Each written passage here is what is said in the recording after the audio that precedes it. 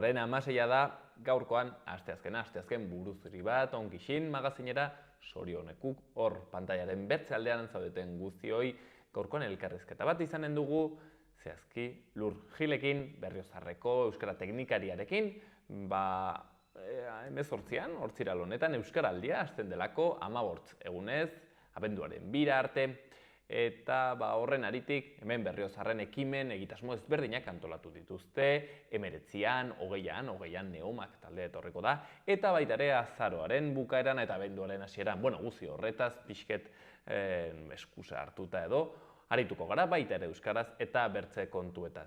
Eta ondotik baita ere parlamentuan, egon gara legebiltzarkideekin Barrio Nuevoren deklarazio aipamen polemiko, hoien kontura haiekin solasteko. Baina guzti hori baino lehen, has gaitezen betiko edukiekin. Lehenik eta behin, efemerideak. Azaroaren 16 zen 1888an, George Stamenek, Kodaken sortzaileak, imaginak impresionatzeko nitrozelulosazko pelikula asmatu zuen Estatu Batuetan. 1920an, Errusian, 1918an hasi zen Gerra Zibila amaitu zen. Eta 1918ko azaroaren 16an, Espainian Ebroko gudua bukatu zen. Gerra Zibileko borrokarik luzeena eta alatzena 30.000 errepublikar hil ziren eta bertze 20.000 hartu zituzten preso. Eta 1974ko azaroaren 16an, Areciboko mezua bidali zuten Areciboko radioteleskopiotik kanpo espaziorantz. Aste honetan ze agenda kultural dugun Iruñerrian. Gaur asteazkenean, Minan, Amets Arzaiusen liburuaren aurkezpena Arzaius beraren eskutik, arratsaldeko 7etan Atarrabiako kulturretxean.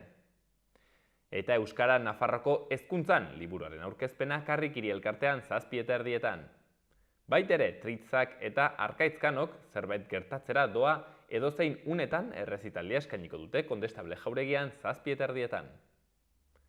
Hortzegunean Euskaraldiaren irekiera festa Zentral Kafe Antzokian atxaldeko 7:00, Aitamari dokumentala Atarrabiako kulturretxean 7:00, Hitzen asperenak liburuaren aurkezpena Labagunean 7:30 Josu Jimenez Maiarekin, baita ere bertso saioa antolatu dute Nupeko Euskara taldeko eta berts horik Laban atxaldeko 7:30. Bertan izango dira Ekain Alegre, Mikel Etxezar eta Peio Ardaiz eta Ainara Leregi. Eta hortzegunarekin akitzeko sex berdinak, 8:00 Gaiarren Aitziber Garmendia eta Telmo Iruretarekin. Eta hortziralean, kurio sexatzen, 6 eta 12 urte bitarteko aurren guraso eta erreferenteentzako hezkuntzako tresnak lortzeko formakuntza teoriko praktikoa. Antxoengo liburutegian 8:00. Eta bidea da borroka, Beñat eta Unai Gaztelumen diren komikeren aurkezpena Laban arratsaldeko 7:00. Baita ere, dantza bizi eta kantu prest, Biltokiren 20. urteurrenaren eta Iruña taldearen 50. ospakizuna baita Euskaraldiaren hasieraren ospakizuna, 7:30 aurrera Txantreako Biltokitik. Eta aurkitu gabeko altxorra Zirika Zirikusen eskutik Atarrabiako etxe bizitzan 7:30. Baita ere, Lehendakari Gaia antzerki komedia Uharteko kulturretxean 7:30. Eta Horma, musika elektronikoari buruzko jardunaldien lehen edizioa azaroaren 19, 25 eta 26an ospatuko da Baluarten eta Planetarioan. Azkenik, igandean, hauntz gazta egiteko tailerra Laban, Ekoian Doren eskutik, Josean Iturraldek bideratua, Ameketan. Eta igandeak mantapean Laba sarearen zinema zikloaren barruan Oskar Alegria, zinemagilea Forever bere film kutxunaz mintzatuko da. Eta igandearekin akitzeko, Neomak taldeak kontzertu eskainiko du Berriozarko entzunaretoan arratsaldeko 7:30. Egunkarien azalak ikus ditzagun. Diario de Notiziasen lerroburu nagusian, Nafarroak aurren aurkako indarkeriaren 326 kasu zenbatu ditu 2021an. Jazarpenen 180 internet bidez egiten dira.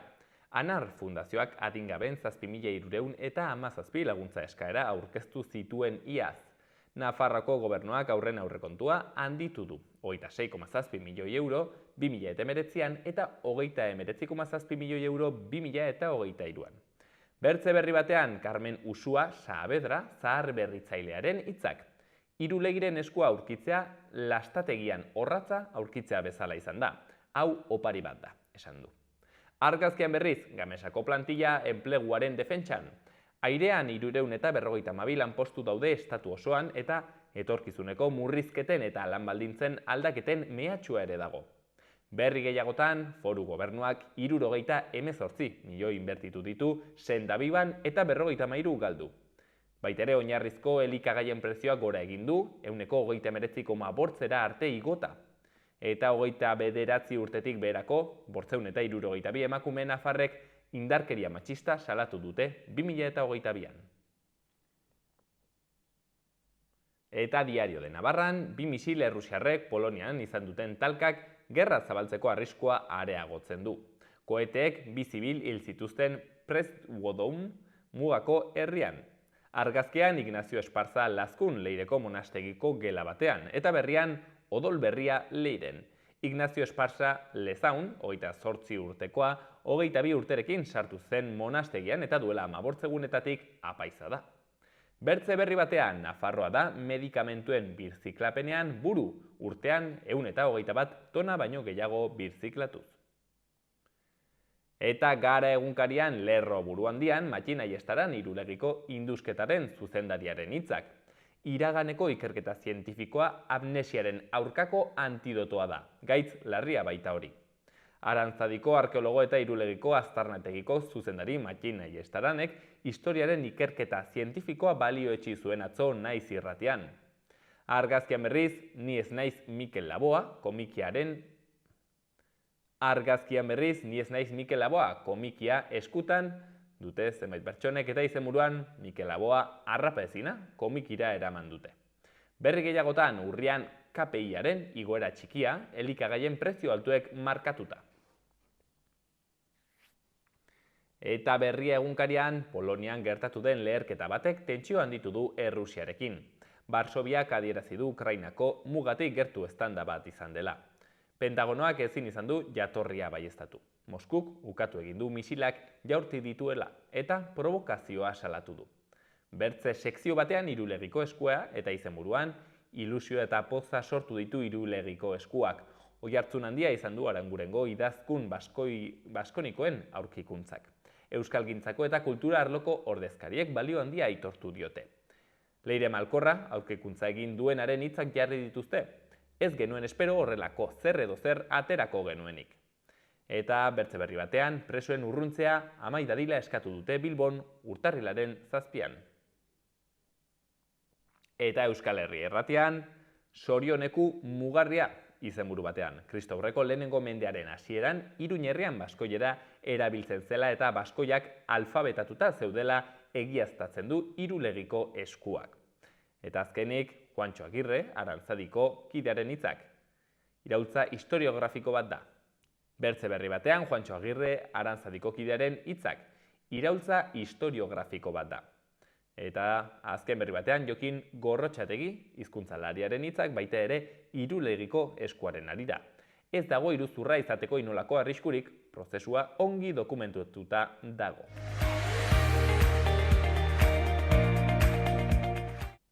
Gaurko eta biharko eguraldia. Gaur asteazkena hodeiak eta hego haizea izango ditugu hizpide. Hodeiak nagusituko dira, baina tarteka ostarteak irekiko dira baita ere, Kantauri isurialdean bereziki. Arratsaldearen amaieran hodeiak ugaritu egingo dira eta tantaren bat bota dezake, baina oro har ateria utziko dio.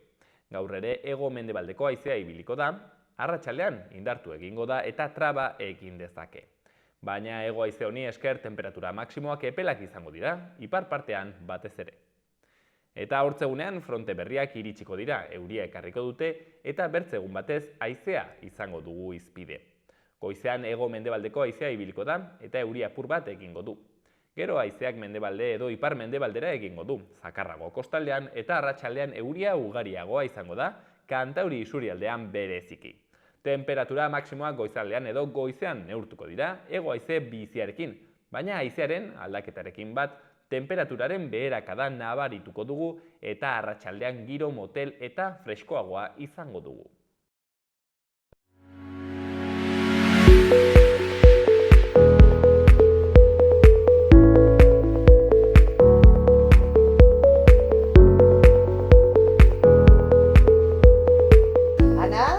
Ramon! Eta Roxa, hemen gaude zuen esperoan Donosteben.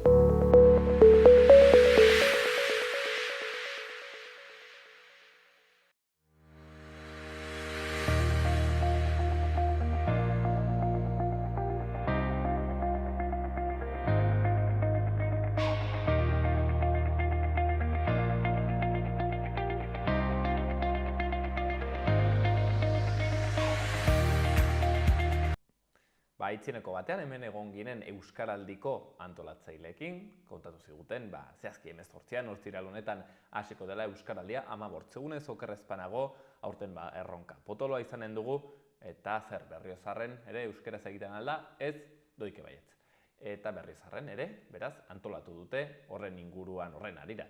Zenbait kontu ikusiko ditugu Berriozarreko kaleetatik hemen, Xaloko egoitza dagoen toki honetan, ahobiziak eta belarri prestak handik hemendik, eta erran bezala kontu guztionen harira antolatu dituzte gauzak. Alde batetik, Iruñean bertan 17an zehazki, egonen da irekiera besta bat, Zentral Kafe Antzokian, eta Berriozarren 19an, 20an, eta baita ere, hilabete honen bukaeran eta bendu hasieran, egonen dire kontutxoak guzi horretaz solasteko, zehazki, Berriozarko Euskara Teknikariarekin gaude, Lur Gil Reyesekin. Atxaldeon, Lur. Kaixo, atxaldeon. Mila esker etortzeagatik. Lur, belarri prest edo bizi? Zalantzarekin nago oraindik izena emana dut, baina zalantza daukat. Izan ere, badakita nik konpromisoa hartzen dut egunerokotasunean gainera, ez? Ezagutzen ez duan jendearekin, ezagutzen dituanekin eta euskaraz hitz egiteko ohitura dudanekin, euskaraz egiteko, baina zalantza daukat ere batzurekin eta zehazki izan daitezkenak nire kuadrilla, nire ama, nire anaia, horiekin euskaraz hitz egiteko konpromisoa hartzea oso zail egiten zait. Orduan zalantza hori badut, ez? Dudik gabe hartuko dudala konpromisoa ezagutzen ez ditudanekin euskaraz egiteko, edo lehenbiziko hitza behintzat, baina hor daukate zalantza hori eta oraindik ere erabaki gabe. Karo, ixen da Euskaraldiaz aurrekoan kontatu zigutena eta normalki ongi ulertu ez dena edo ez da sobera ongi ez dakit transmititu edo erabat konprenitu, eta da ez dela Euskara mailaren araberako aukeraketa bat, hau da normalki pentsatu dugu, Euskaraz arrasongi dakitenek hau bizi, eta Euskarak ez dakitenak arrasongi, belarri prest, baina hau ez da kontua. Kontua da, zenbateraino nahi duzun erabili soilik euskera, edo, pixkat nolabait ere tarte gehiago hartu eta lasaiago ibili, ez? Pixkat hortik doaz tiroak. Bai, eta nik batzuei esan diedanean, agian belarri prest izanen naizela harritu egin dira, ez? Baina, interesgarria iruditzen zait hori ere adieraztea eta azaltzea, ez? Zergatik, honengatik, ez? Ez dakit prest nagoen konpromiso hau hartzeko kuadriarekin adibidez, ez? Horra, nik uste aurten jendeak gehiago hobeki ulertu duela eta konpromisoen arabera dela badakiela, edo behintzat gehiago zabaldu dela mezu hori, ez? Orduan, hor garrantzitsuena dena, ez? Konpromiso gehiago hartzea, ez? Ditugunak baino, baten batzu gehiago, ez? Esfortzu hori egitea. Bertze urte batzuetan ere parte hartu izin duzu, honetan pentsatzen dut, bertze urteetan ze erabaki hartu duzu? Beste urtetan hau bizi izan naiz, eta diozun bezala, ez? Pixkat ere, jakinda, zertzen, baino edukiarien besteko garrantzirik eman gabe agian, ez? Aurten nik uste batzuek egin dugula pixkate garrantzi gehiago eman eta ulertu konpromisoaren arabera izan beharko dela, ez? Ganden urtetan hori, ez? Pixket kostatzen du erronka, hemen kontatzen ziguten Euskaraldikoak beraz, zehazki zukarren duzu moduan, haiek antolatzailek hartuko zutela belarri prest rola, ez? Zeren, bate kontatzen zigun, ganden urtean hartu zuela hau biziaren rola, eta kostatu zitzaiola, egin zitzaiola gogorra, amarekin denbora osoan euskaraz aritzea, eta baduela hor punto artifizial bat, eta ez dakit, kaso izutzen alduera ere momentu batean, ez da? Bai, hori da, eta ni ere adibidez hau bizi izan da aurreko urteetan, ez nuen bete konpromiso hori, ez? Ez kuadrillarekin eta ez amarekin adibidez, ez? Orduan, nik uste ongi dagoela, ez? Hori adierazta eta euskaraz egunerokoan aritzen den jendeak ere belarri prest izatea gauza horiengatik, ez? Batzuekin ez dagoelako prest, esfortzu handiegia delako hori situazio horiek behartzea, ez?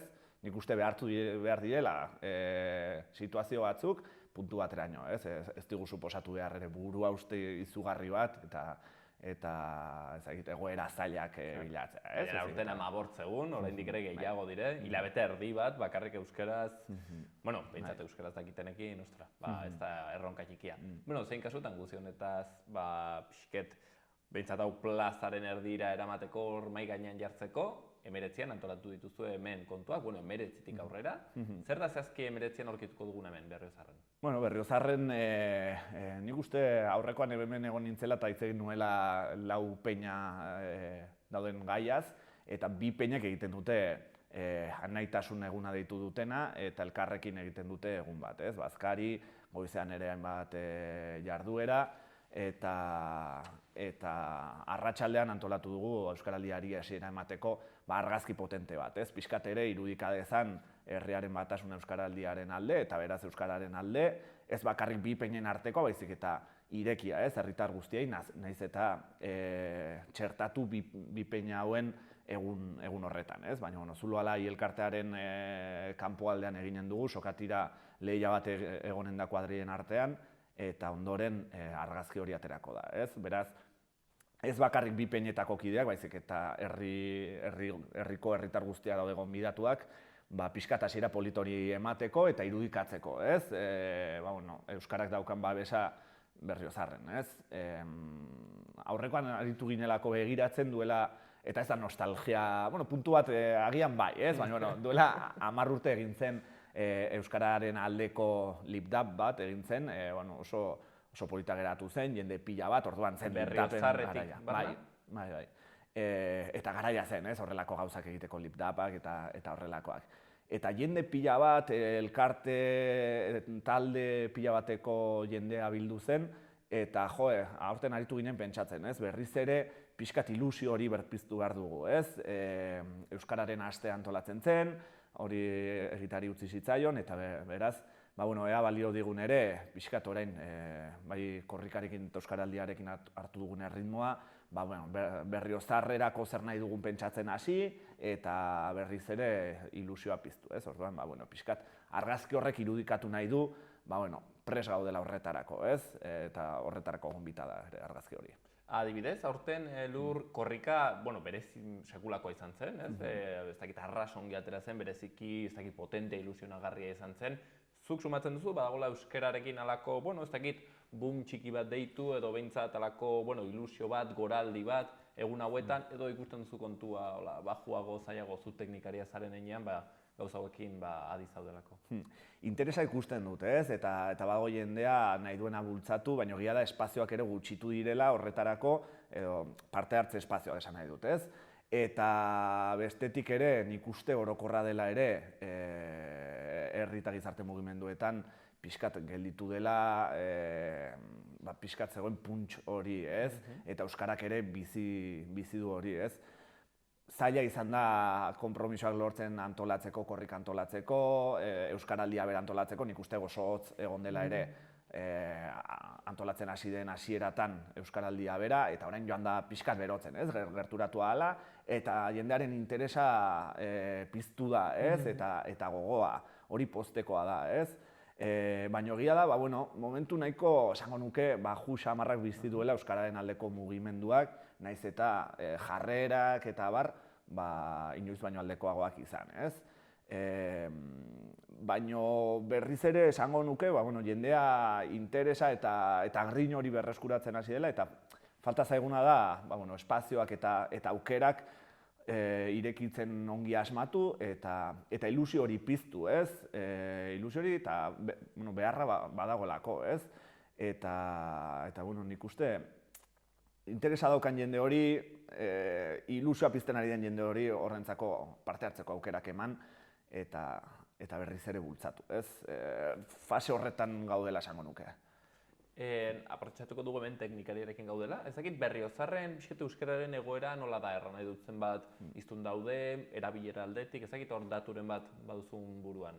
Datu zehatzik ez dugu, Azkenoak baditugu ikerketa soziolinguistikokoak eta kale erabilerakoak, baina ez dira zehazki Berriozarkoak, hartu beharko genituzke Iruin herri mailakoak, eta gero guk interpretatu ezagutzen dugun errealitatearen arabera, Pixkate zertzelada batzuk emateko, ezagutza noski gora doa, eta bereziki eskolaren eraginez, ez? Iruñerri osoan bezala, ez? Eta egia da, eredua gorantz doala, ez? Azken urteetan pixkat igo zen punturaino geldialditxo bat, orain berriz ere igo, hor ibiltzen da, ez? Beraz, ezagutza, eta bereziki adintarte txikienen artean gora doa, ez? Hori ukaezina da, eta geroz eta euskaldun gehiago izanen ditugu, eta baditugu Berriozarren, ez? Erabilera da zailagoa dena, eta maila pal batean mantentzen dena Iruñerri osoan, eta Berriozarren ere bai, ez? Dena den badakiguna da, aurrak eta bereziki aurrak eta gurasoak eta daudenen, igo egiten dela euskara erabiltzeko ohitura hori, ez? Etxetik hasten dela ere ohitura hori, eta gero herrian espazioak eskaintzen baditugu eta jarduerak eta antolatzeko aukerak ematen baditugu, igoko dela ere euskara erabiltzeko aukera, ez? Beraz, horretan ere jarri behar dugula ardatza, ez? Jakin zer egin behar den euskara modu naturalean eta nahi dutelako hitz egitea, ez? Horretarako aukerak eskaini eta horiek aprobetxatu, ez? Eta horiei garrantzia eman, ez? Eta bereziki, badakigu aur gehienak etorriko direla euskaldun, eta aprobetxatu puntxo hori, ez? Ez bakarrik eskolan, baizik eta kalean ere egin dezaten. Eta daude gauza batzuk erakusten digutenak geroz eta gehiago egiten dutela, ez? Baina, kostatzen da. Azkenean, bi hizkuntza dauden leku batean batek nagusitasuna badu, bestea naturalki eta esfortzurik egin gabe erabiltzeko, gauzak oso ongi egin behar ditugu, ez? Segurazki ez dakit ala izango den, baina igual inoiz ez dugu izan euskararen kasuan hainbertzeko ezagutza, nolabait ere kuantitatiboa, baina proportzionalki hain erabilera gutxi, nolabait ere distantzia hori ezagutzaren eta erabileraren artean segurazki inoiz ez da izan hain handia, ez dakit ala izango den, baina bai ikusten da ez halako kontraerran bat. Aipatu duzun bezala, jende gehienak badu jarrera baikor bat edo onarpenezkoa eta ilusiozkoa euskararekiko eta aurrak eramaten dire eredura, aurrak badakite, baina gero hor gertatzen da zerbait, zeinak eramaten duen ez erabiltzera, ez? Orain justu izan da pantailaldia eta nik uste hortik badela zer pentsatu, zer ikasi. Bai, ez, izan ere, esate duzun bezala, ez? Adibidez, pantailak eta ingurune digital guztia erderaz dago erabat, ez? Badaude gauzatxoak euskaraz, baina uniberso digitala erabat erdalduna da, ez? Orduan zaila da horre ere, ez? Eskolatik kanpo hori izan dezaten euskaraz, ez? Edo aisialdia bera eta kirola bereziki, ez? Kirola geroz eta garrantzi gehiago doa hartzen ere aurren bizitzan, eskolaz kanpoko jardueratan, eta analisi bat egiten dugu, eta hasi gara Berriozarren gainera kirolari ere pixkat lupa jartzen, eta lupa baino, pixkat guazen euskara pixkat bizitzera, ez? Kirol arloan ikustera ber zer daukagun, zergatik egiten dituzte aurre euskaldunek jarduera gazteleraz, eta horri neurriak jartzera, ez? Kirol taldeekin ere prozesu bat egitera, eta pixkat euskalduntzera aldugun heinean kirolaren arloa, ez? Horretan hasi gara orain, ez? Prozesu luze bat izanen da, baina oso garrantzitsua dena, ez? Eta gero, ezagutza eta erabileraren arteko bat arte horretan, horre badira, ez? Horrelako portzentaiak ematen dira, portzentai batetik aurrera orduan hasten da erabilera igotzen, hortik bera zaila da, ez? Ingurune asko erdalduna delako, ez? Ez bakarrik gehiengoak erderaz dakielako, baizik eta gainontzeko guztia ere erdaraz delako, ez? Erosketak egitera joan, ikuskizun batera joan edo beste, ez? Osea, nolabait ere nik ulertzeko lur, behar da halako minimo bat, ez? Ezagutzaren aldetik, ez? Orduan hasteko erabiltzen halako zerbait? Bai, ez da zehatza, ez da zientifikoa, baina hori erakusten dute datuek, ez? Herri euskaldunagoetan, portzentai batetik bera, erabilera asko jaisten dela, ez? Orduan, ez dakit zehazki zein den portzentai hori, baina hortik gora erresagoa dela, euskara gehiago dagoelako bizitza orokorrean eta erresagoa da euskaraz bizitzea, ez? Orduan, ale batetik nik uste hor egin behar dugula indarra, ezagutzaren arloan, bai eskolatik eta bai helduei erresteko euskaraz ikasteko, eta bestetik bitartean erabiltzeko aukerak sortu. Berriozarren ari gara horretan esan bezala, ez bakarrik kirol arloan eta aisialdian, baizik eta komertzioekin ere lana egiten ari gara aspalditik, beste arlo batzuetan ere bai, pixkat errazteko, euskaraz bizi ahal izateko euskaraz bizi ahal izateko hori, eta gero, eta nik uste garrantzitsuena dena esfortzurik gabe gainera, modu naturalean, eta ez digu hitz egiteak ez digu suposatu behar esfortzu bat euskaldun hori, horrela bada ez du indarra askorik izanen, esfortzurik gabe lortzen dugunean euskaraz egitea modu naturalean aurrak beren entrenatzaileekin eta arlo guztietan, orduan ari gara, pixkate ja pausoiek ematen. Hoi da, euskal teknikari guztien ametsa behintzatzen dut, zuen amets ezea erraten dut. Hori. Baina, bai erraten algan nuen hola modu sintetiko batean, ez dakit, eskoletan, hezkuntzan lortu dugula, ina handi batean, euskararen konkista handi bat, eta orai, fokua dagoela bertzen honbait. Orai behar dugu fokua atera hezkuntzatik, eta batez ere bertzen honbaiten dugula hor, borroka espazioa edo, aniztasunen espazioa. Horrela sintetizatzen alda, ez? Bai, eta eskola ahaztu gabe ere, ez dago dena eginda eskolan, baina egia da, pauso ikaragarriak eman direla, eta euskaldundu ateratzen dela jendea eskolatik, D ereduan ikasten dutenak, ez? Beraz, fokoa bai, esaten duzun bezala, nik uste jarri behar dela eskolaz kanpo, denbora gehiena, beren bizitzako denbora gehiena ematen dute eskolaz kanpo aurrek, eta hori da eguneroko bizitza. Hori da mundu naturala, eraten zenuen, ez? Hori da mundu erreala, beste da akademia. Dozein kasutan, justo guzi horri erabilera emateko hor sustatzeko guzi hau erraten ari duguna, Euskaraldia etorri da, espiritu hori duena, ez? Dakitenek erabiltzea Euskara, hoixen da bilatzen duena. Aipatu dugu, 19an egingo dutela peinen elkarketa hori, eta 20an baitere ekarri duzu euskararekin lotura duen kontutxo aski berezi bat, eta aski interesgarria konta iguzu. Bai, kultura arlotik ere nahi genuen, pixkat euskara bizitu. Eta egiten dira euskarazko ikuskizunak, bai kontzertuak, bai antzerkiak, bai bakarrizketak, eta abar luze bat. Eta oraingoan nahi genuen pixkat ere beste pauso bat eman, eta Neomak taldearen kontzertua izanen dugu 20an, igandean, arratsaldeko 7:30. Azkenan, badakigu talde potentea dela, oraindik ere sortzen ari dena, ez? Berria, bai, eta biziki ezaguna ere ez da agian, baina asko batzuek ezagutzen dute, eta badakite, zer den. Eta bereziki, nire interesgarria iruditzen zait, personalki, tradizioaren eta berrikuntzaren uztarketa hori, eta pixkat ere izan daitekela euskararen metafora bat, ez? Euskarak ere behar duelako hori, ez? Orain irulegiko eskuarekin ari garela, ez? Tradizio hortatik hartzen duguna, modernizatze eta berrikuntzarako tresna ere izan behar du, ez? Biziko bada, horrela behar du hizkuntza batek, ez? Eta beraz, kultura aldetik sortzen ari diren horrelako proposamenak niri oso interesgarriak iruditzen zaizkit, ez? Eta Neomakek hori ekartzen du, ez? Eta beste asko bezala ere, ez? Eta badu ere buruan, ez?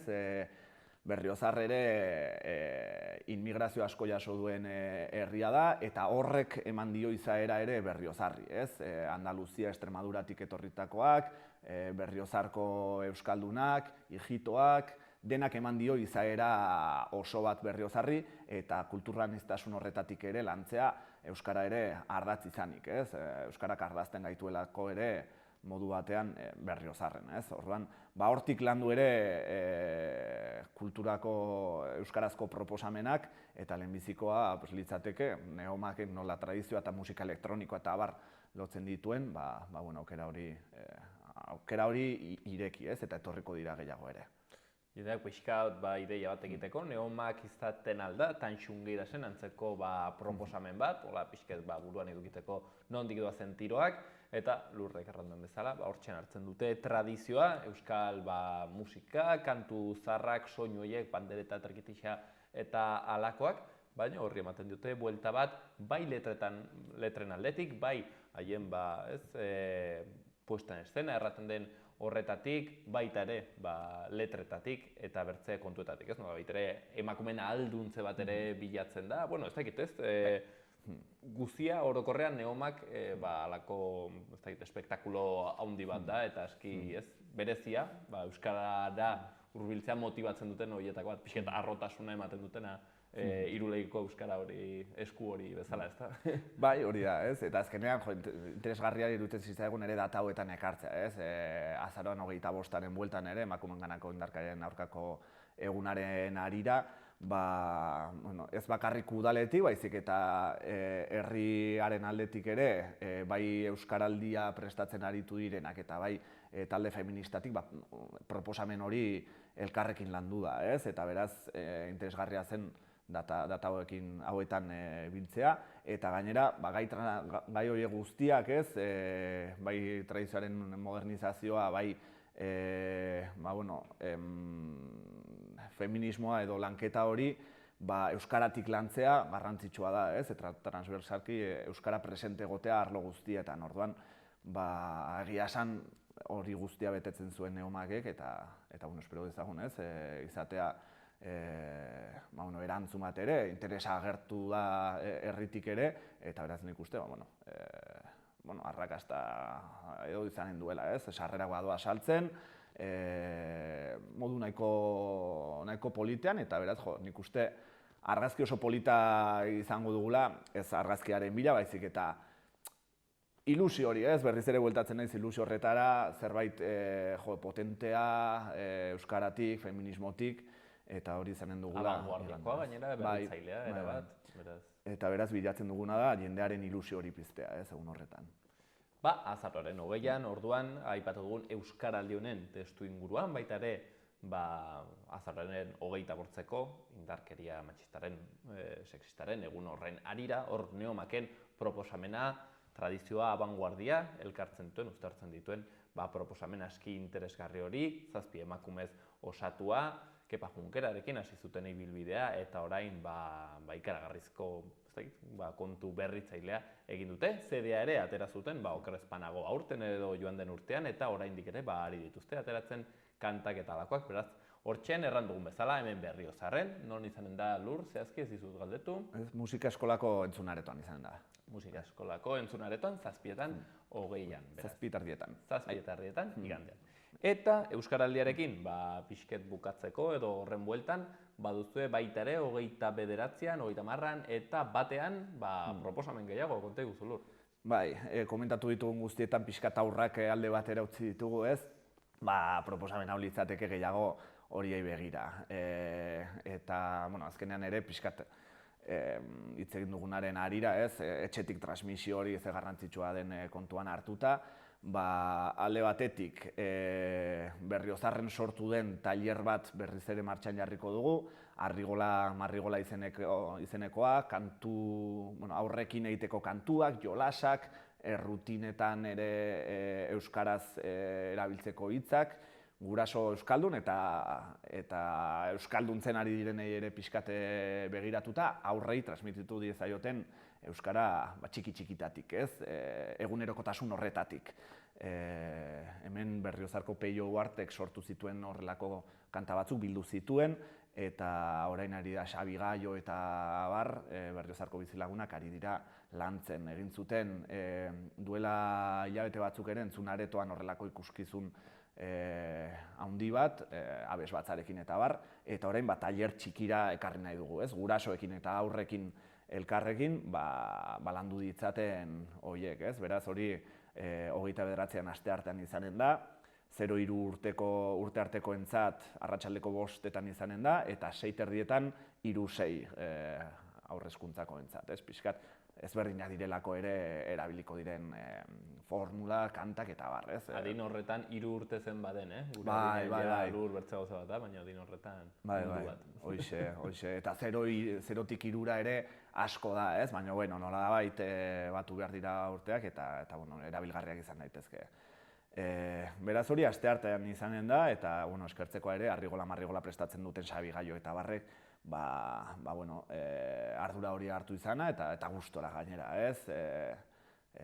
Beraz, bueno, hor gonbita. Eta 30 eta batean, arratsaldeko 5:00 aurrera, euskarazko jolas eta josteluen erakusketa izanen dugu, ez? Garai honetan, badakigu, ez? Badatoz gabonak, opariak eta bar, eta euskarak ere presentzia askotan galtzen du, ez? Beraz, bueno, ekarriko dugu horren erakusketa bat, aurrek jolas dezaten, ikus ditzaten, eta bueno, gero hor negoziazioa etorriko da gurasoekin taulen zerorekin, baina behintzat proba ditzaten agian hoien berri ez dituzten jostailuak, ez? Nafar monopolia, adibidez, ikusiko dugu. Ez dakit egia esan zer dagoen, ikustera joan beharko gara horretara, baina, bueno, de pila bat, ez? Lindaia Fundazioak jartzen du erakusketa eta pila bat daude, ez? Mai jokua, zari gara batez ere? Eta bestelako jolasak eta bar ere, bai, denetari dago, bai. Adintarte zabalerako jarria eta bereziki jarri dugu asteazkenean horrela irekia 12 urtera arte edo, 0 urtetik 12 urtera arteko jolas eta jostailuak daude. Orduan hor libreki joan eta gero dindaiak ere dinamizatuko ditu jolas batzuk, erakutsi eta bar, ez, pixkat erakusketa gidatua. Eta ostegunean, abenduaren batean, irekia utziko dugu erakusketa, baina hor dindaiarekin hitz egin da proposatzen genuen berrikuntza bat, ez?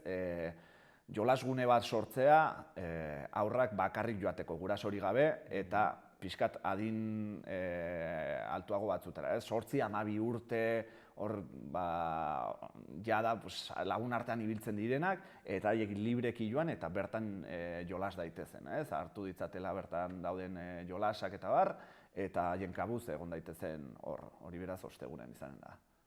Eta, gero, pentsatzen dut, ez dut buruan orai data zehazki, baino Euskaraldiak ituko da abenduaren 4an? Urrengo, bian amaituko da, Euskararen egunaren aurreko egunean. Justo bian akituko da, eta hortik aitzen ja lur, gaztelera, solastera, lasai aski, ez? Espero dezagun, ez? Euskaraldian bildu diren konpromis horiek eta ohitura aldaketa horiek, luzera begira ere balio dezaten, ez? Ea horrela den, ez? Azkenean ere Euskaraldiak badu hor simbolotxo hori, ez? Gainean jartzen du 3-6 egun, urte osoan ere erabil dezagun Euskara, ez? Ea balio duen, ez? Euskaraldiak horretarako, ez? Hemen Berriozarren adibidez, sortu dira 30 arigune baino gehiago, ez? Desente nire ustez, eta badituguna aukera leku horietan euskaraz aritzeko lasaitasun osoz, eta jakinda bertan guztiak euskaldunak direla, ez? Eta beraz, eta bueltatzen gara, ez? Esfortzurik gabe leku horretan euskaraz aritzeko, eta zalantza hori gabe besteak ulertuko dit edo ez, bai, ulertuko dizu, ez? Beraz, Berriozarko udalaren webunean argitaratu dugu zerrenda hori, komertzioak daude, banketxeak, saltokiak, kirol elkarteak, eta beraz kirol jarduerak, zerbitzu publikoak, eskolak, eta besteen bat, ez? Beraz, bada denetarik, ez? Egun horietan euskaraz bizi ahal izateko Berriozarren, ez? Egun horietan, eta jakinda, ariguneak direla eta bertan euskaldunak direla kide guztiak, hortik aurrera ere bai, ez da? Egunerokotasunan ere jarraitu ahal izateko euskaraz. Euskara beraz, 375 egunez Berriozarren ere bai, begiratu, webgunean, zein den ariguneak, 30 arigune ez da gutxi, eta erran dugun moduan, hain zuzen ere, 18tik aitzinera eta abenduaren 2 arte Euskaraldia Berriozarren. Oroitu 19an, peinen elkarketa hori, egitasmo hori izanen dugu 20an Neomak, eta 29, 30 eta batean, hala da, horrela baditugu, ekimen ezberdinak, kasu honetan gehiago aurrei bideratua. Eta, ea lortzen dugun, pixkanaka, lur gilen amets eze hori betetzen, eta euskaraz normaltasunez aritzen egun guztietan lur, mil esker tartetxoa hartzeagatik, eta ikusiko gara Euskaraldian. Ederki, zuei esker ere lortuko dugu pixkat amets hori betetzen, ez? Edo beste pauso bat egiten. Hori da. Eskerrik asko. Zuri.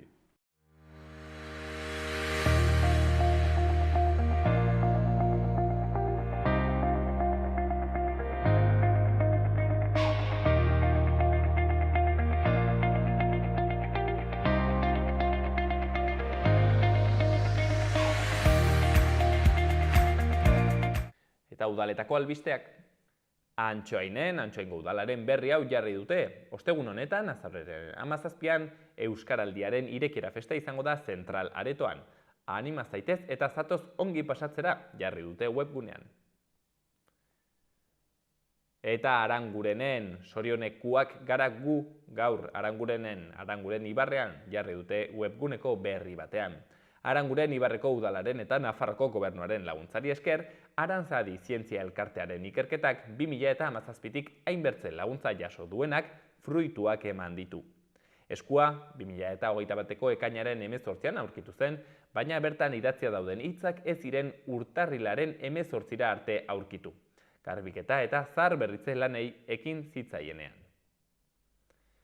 Eta Berriozarko udalak bat egiten du Euskaraldiarekin gaztelaniaz hitz egiteko ditugun inertziak astindu eta 15 egunez euskaraz aritzeko ariketa sozialarekin. Azaroaren 18tik abenduaren 2 izanen da. Horretarako ekitaldi ezberdinak antolatu dira, 19tik aurrera Berriozarren. Igandean azaroko 7:30 Neomak taldearen kontzertua izango dugu, adibidez. Eta Iruñak bere jardunbide egokiak aurkeztu ditu mugikortasunaren eta hirien behatokiaren 3. sinposioan. Enrique Maia alkateak hiri jasangarri eta deskorbonizatua defendatu du online mai inguruan, hirien etorkizuna eta mugikortasuna izenburupean. Bertze berri batean Milagrosa auzoko Manuel de Falla kalearen inguruko zoladura amaitzen da, eta lanak 2023aren hasieran amaituko dira. Udalak 3,7 milioi inbertitu ditu berrurbanizazio obra horietan eta lorezaintza eta altzari lanak egiteko daude. Azkeneko berri batean Iruñeko udalak 208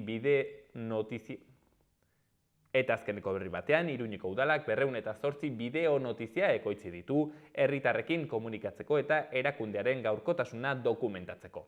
Tokiko gobernu batzarrak 2023ko azarora arte luzatu du hori posible egiten duen kontratua.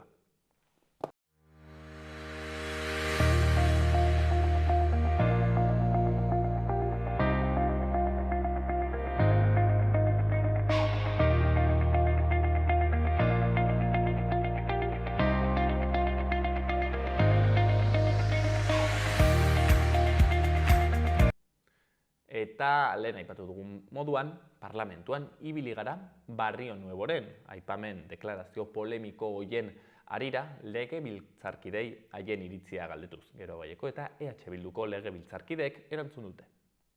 Bueno, nik uste Barrio Nuevoren hitzen larritasuna hitzez haratago badela atzean dagoen impunitateaz eta norbaitek ministro ohi batek halako fribolitatez eta halako ostasunez aitortzea gerra zikina erabaki politiko bat izan zela, gobernu baten barrutik hartutako erabakien ondorio izan zela, horrek adierazten duela non gauden, ezta?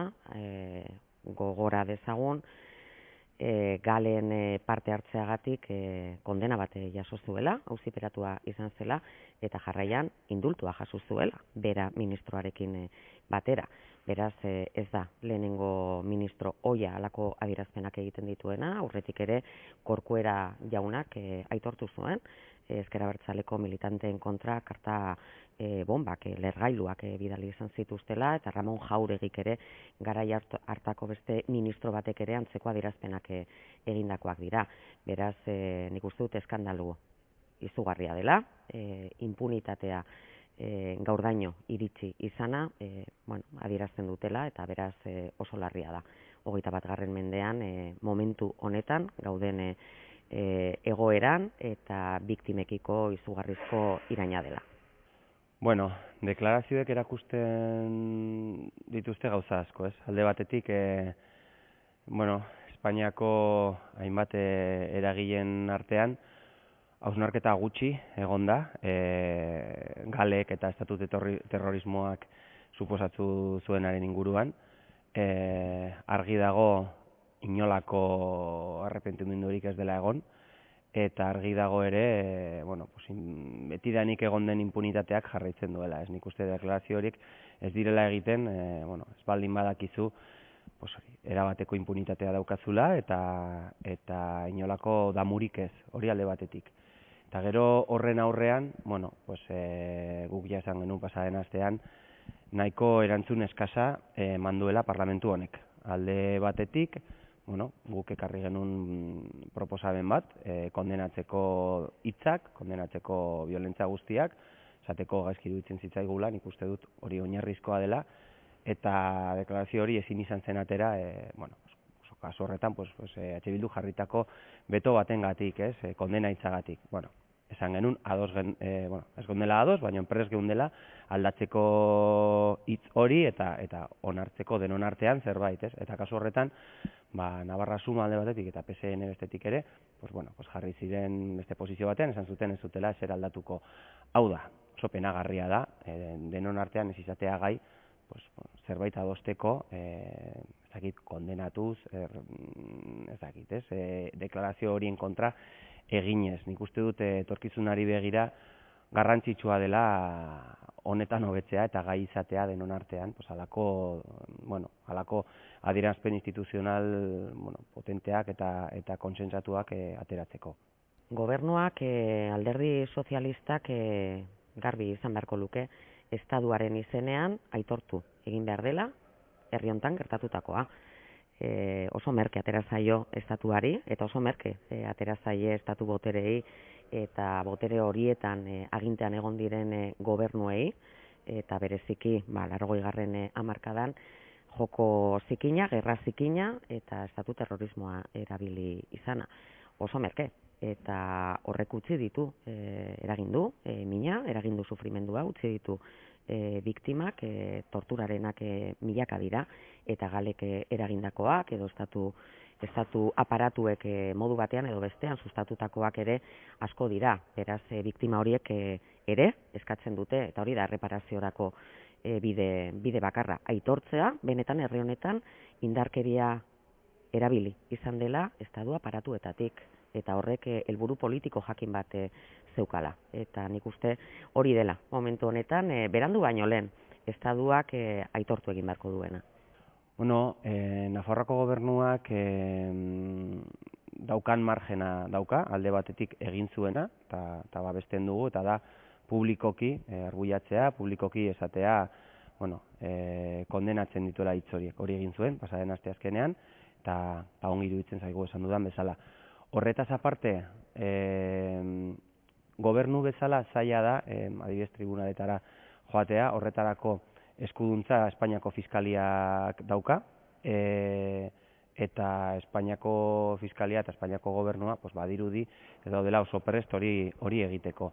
Politikoki nik uste dut egin daitezkela gauzak, hori esan dudan bezala, simbolikoa bada ere esatea kondenatzen dituzula hitz horiek, esatea, bultzatzea nolabait, eskuduntza daukana zerbait egiteko, eta kasu honetan Espainiako gobernuari esatea zerbait gehiago egin dezakezu, eta nahi dugu zerbait gehiago egitea, eta gero ere bultzatzea, eztabaida hori jendartean, eta sentsibilizatzea, nik uste garrantzitsua dela, eta alde horretatik, baketak bizikidetzako arloa dago, zuzendaritza orokorra dago, eta guk uste dugu lan hori egiten ari dela zuzendaritza horretatik. Ikusten dugun bezala, leku guztietara ez da iristen eta zaila da mentalitate batzuk aldatzea. Ez dugu bakarrik ikusten hau Barrio Neroben kasuan. Hor, Rafael berak ere halako adierazpenak egin izan ditu beste momentu batzutan. Hainbat inplikatuta egon ziren hainbatek egin dute, halako jarrera bat mantendu dute, eta honek erakusten du ze impune sentitzen diren, eta ze lasai dauden horrekin.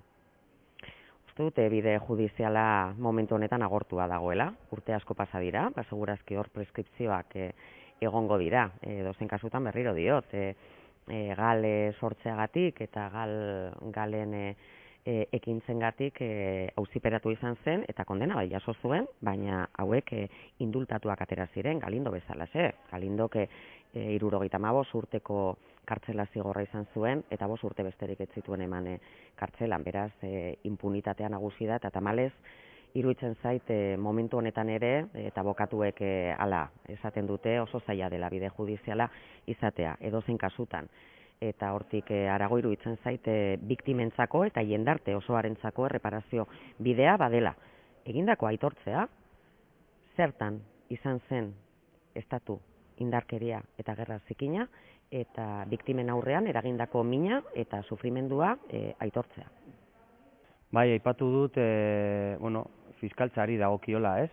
Hor zeo zer egitea, zeo zer mugitzea, baita biktimen elkarteek ere, egin zezaketen zerbait, zoritxarrez gehienek ez dute deus esan, eta esanguratsua da ere bai, ez?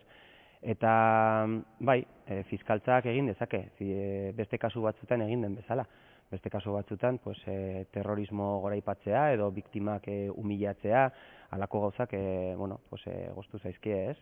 Halako adierazpen batzuk egin dituzten batzuei, beste terrorismo batez ari garenean, ez? Estatu terrorismoaz ari garenean fiskaltza mantsoago dabil, eta nik uste dut egin alduela, baina aldi berean zalantza ditut, ez dut uste, ezer mugituko dutenik, gai hau estalita mantendu nahi dutelako, eta hor dago adibidez sekretu ofizialen legea, ez? 1978ko lege bat da, frankista, eta erreformatzen baldin bada, ez da gehiegi aldatuko, ez ditu gehiegi aldatuko gauza asko. Adibidez, sekretuak oraindik mantendu ahal izango dira gutxienez 50 urtez, ez? Eta ziurazki aukera egonen da beste 25 urtez luzatzeko. Hau da, nekez aldatuko dira benetan gauzak, ez da, nik esango nuke ez dagoela borondaterik estatuan momentu honetan benetan aurrera pausoak emateko arlo honetan. Aste honetan ezin aipatu gabe utzi, izan dugun zorioneko albistea, Arantzadi elkarteak egindako aurkikuntza miresgarria, esango nuke, aurkitutako esku hori, irulegiko esku horrek zer adierazten digun, ezta? Alde batetik, geure historia, geure nortasuna, geure aintzineko esentzia hori hobeto ezagutzeko izugarrizko aukera ematen digu, eta gero, Nafarroan, Iruña ondoan, Arangurengo bailaran, aurkitu izana momentu honetan euskararen edo euskara garai hartako euskararen aztarnarik zaharrena 2 mendeko diferentzia daukalako jarraian Kristondoko lehenengo mendean Akitanian aurkitu ziren hilerriekin, aztarnarik zaharrenak izateak horrek ere adierazten duena, eta aurrera begira ere zientzilariei ematen dien aukera, bai ikuspegi antropologiko eta historikotik, eta baita ikuspegi filologikotik ere, hizkuntza hori edo hitz horiek ongi aztertzeko, eta horrek geure ezagutza, geure buruaz daukagun ezagutza, geure iraganaz daukagun ezagutza, haunditzeko eta aurrera begira ere jartzeko. Baina benetan uste dut hori dela, aste honetako albistea, benetan zorionekoa eta mundu osoan buelta eman duen albistea. Bai, gai librean, pasaden astean Nafarroako erkidegoari buruzko solasaldiari buruz hitz egin nahi dut. Hor, gure aldetik erakutsi genuen gure poza, 7 urte terdiz, eskuina boteretik kanpo dagoelako, baina aldi berean, esan genuen hori ezin dela izan helburu bakarra. Garrantzitsua da, eskuinak aurrera eraman dituen politikak oso, kezkagarriak esan behar nuen, esango nuke are gehiago oso emaitza kaskarrak ekarri dituztela, Nafarroko gizartearentzat, eta garrantzitsua da, haiek boteretik kanpo mantentzea, Nafarroko gobernuan bederen, beste leku batzutan oraindik hainbat udaletan, PSNek egin du haiek mantentzearen alde, ez?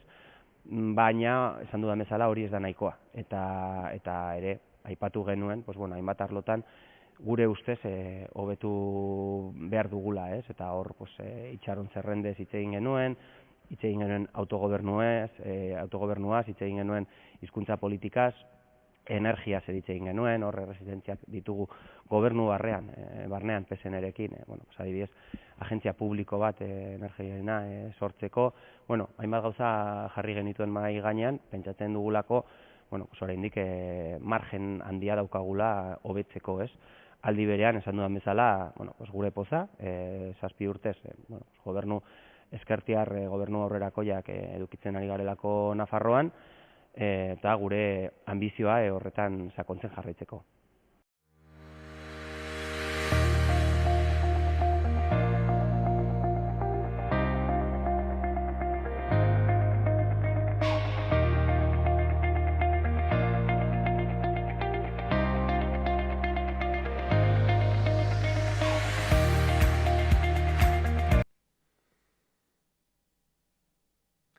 Hauxean izan da dena gaurkoz magazinean bukatu baino lehen, hori bai, hitzak lege euskaraz testu juridikoen erakusketaren irekialdierako irudiekin utziko zaituztegu, eta besterik gabe, bihar hemen izanen gaituzuen, egun ona pasa eta bihar arte.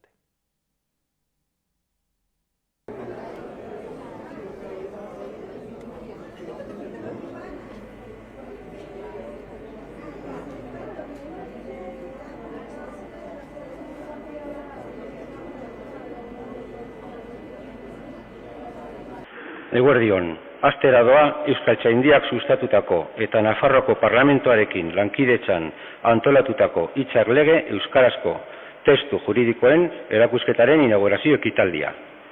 Ekitaldian parte hartuko dute batetik Nafarroako Parlamentuko lehendakari Unai Ugalde Iglesias jauna eta bestetik Euskaltzainburu Andres Gorrutia Badiola jauna. Atal ondan ditugu baita ere Nafarroako Gobernuko herritarrekiko harremanetako kontseilaria, Nafarroako Parlamentuko mahaiko eta ledunen batzarreko kideak eta parlamentariak. Aurkezpen honetan zehar, Nafarroako Parlamentuko lehendakariak eta Euskaltzainburuak hitz eginen dute. Ondotik, bisita gidatu bat eginen dugu. Nafarroako Gobernuko herritarrekiko harremanetako kontseilari Andrea, foru parlamentarikideok, Euskaltzainburu jauna, Euskaltzainburuok egunon, eskertzen dizuet benetan etorri izana Euskaltzaindiak sustaturik antolatu den euskarazko testu juridiko esanguratsuen hitzak lege erakusketaren inaugurazio honetara. Nafarroako Parlamentua, Eusko Legebiltzarra eta Araba, Bizkaia eta Gipuzkoako batzar nagusiak elkarlanean aritu gara erakusketa hau egin eta jendeari ikusarazteko euskaldunek erabili egin izan dutela euskara beren harreman juridikoetan, bai pertsonen artean, bai erakundeen artean, bai eta herritarren eta administrazioen artean ere. Berriro ere, euskarak gure hizkuntzak, lingua navarronumak elkarganatu egiten gaitu gure ondarearen, gure historiaren eta alaber gure orainaldiaren balioa nabarmentzeko. Testu ezagutarazpenerako ekimen hau batetik bestera dabil aipatu erakundeon artean. Dena den, parlamentuari Euskaltzaindiak aditzera eman zion, bazegoela modua erakusketaren zergatiaren berri eman ahal duten testu edo dokumentu gehiago ikusgai jartzeko. Eskertu beharrekoa dut Nafarroako Parlamentuko argitalpen, artxibo, liburutegi eta dokumentazio zerbitzuak egin duen lana, jomugatzat hartu duena historia hurbileko argitalpenez, Nafarroako beste artxibo batzuek digitalizaturiko artxibo dokumentuz, gure liburutegiko alez, edizio, faksimilez eta audioz osaturiko erakusketa txiki bat prestatzea, horiek guztiek erakusten baitute euskarak zuzenbide zereginetan izan duen erabilera. Eskerrak ematen dizkiet Peio Montean hori, Roldan Jimen hori eta Kike Diez de Ulzurruni beren laguntzagatik, bai eta Nafarroako Artxibo Nagusiari, Nafarroako Artxibo Garaikideari, Iruñeko Udaleko Artxiboari, Iruñeko Katedraleko Artxiboari, Arriola Lertxundi liburutegiari eta Mintzoa argitaletxeari ere guztien lankidetasun esku zabal larengatik. Beti esaten dudan moduan espero dut erakusketa honetara herritar ugari hurbiltzea Nafarroako herriaren etxe honetan. Jakingarri oparoak eskaintzen ditu, besteak beste badauka atal interaktibo oso interesgarri bat, gure lurraldean jaulki izan diren askotarekiko testu eta audio juridikoak oso modu bisualean ezagutzeko aukera ematen duena. Nire esker ona Euskaltzaindiari, Euskal Autonomia Erkidegoko eta Nafarroako legegintza erakundeak elkartu dituen erakusketa ibiltari hau antolatzeko proposamena egiteagatik. Ekimen honetan laguntzen aritu diren pertsona eta artxibo guztiei berriro ere mila esker, gure hizkuntzaren euskararen aldeko lanarentzat esfortzu guztiak behar dira eta eskertu behar dira, bai zuenak ere parlamentuaren izenean. Besterik gabe, erakusketaz disfrutatu eta mila esker. Zainburu Andres Urrutia Badiola jaunak hitz eginen du. Nafarroko agintariak, Nafarroko parlamentuko kideak, Nafarroko parlamentuko zerbitzuak, Nafarroko parlamentuko itzultzaileak, artxibo eta dokumentazio kontuetan ibiltzen zareten guztioi. Alde batetik eskerrak eta bestetik baita ere hemen gurekin zaudeten euskaltzainak eta oro har handra gizon guztiei. Eskerrak ematea da niri gaur tokatzen zaidana. Zuek ahalbidetu egin duzuelako gaur hemen atari eder honetan dagoen erakusketa antolatu, moldatu eta gizarteratu egin duzuelako. Erakusketa honek besterik gabe, baina hori ere bai, erakusten du euskara beti egon dela present gure bizitzan, gure eguneroko harremanetan. Presente egon dela eta lanabez izan dela jendearen artean eta pertsonen artean gauzak, zuzenbideari dagozkion kontuak egin ahal izateko. Kontratuak, testamentuak, bestelakoak euskaraz egin dira eta nola ez aldarrikapen ofizialak. Euskaraz egin dira, zoritxarrez, ez gunaiko genuke bezain modu ugarian, baina euskaraz egin dira. Eta euskaraz egin diren hoiek batzea, sailkatzea, eskaintzea, modu edo formatu garaikide batean den honetan duzue, hau da helburua, erakusketa honen helburua. Beraz, alde batetik nahi dugu, erakutsi nahi dugu, euskarak bere lurralde guztietan izan dituen harremanak, izan duen presentzia zuzenbidearen eta harreman juridikoen ikuspegitik. Hori alde batetik, baina bestetik, euskaltzaindiaren aldetik bintzet, nahi duguna da bestelako helburua ere bai.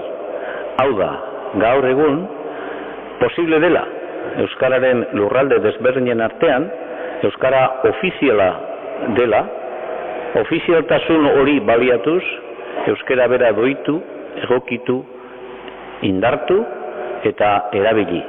Eta erabili izan dadin gure zuzenbidean, eta gure zuzenbide kasu honetan bai Nafarroan eta bai Autonomia Erkidegoan zuzenbide propia daukagun neurrian, horren esatari esan dadin gure euskara.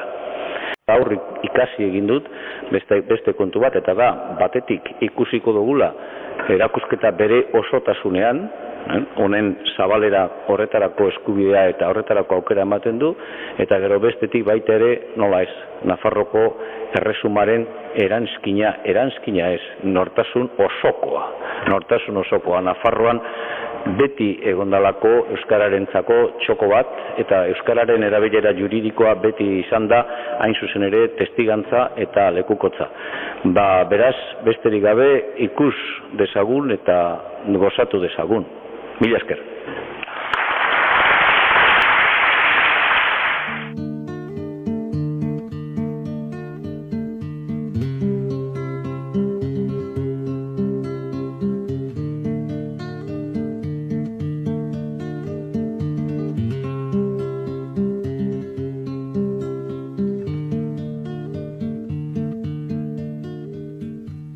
Altzak ez du bihotzi, ez gaztan berak ez urrik, enian usten erraiten ziela, aitunen zemek gezurrik.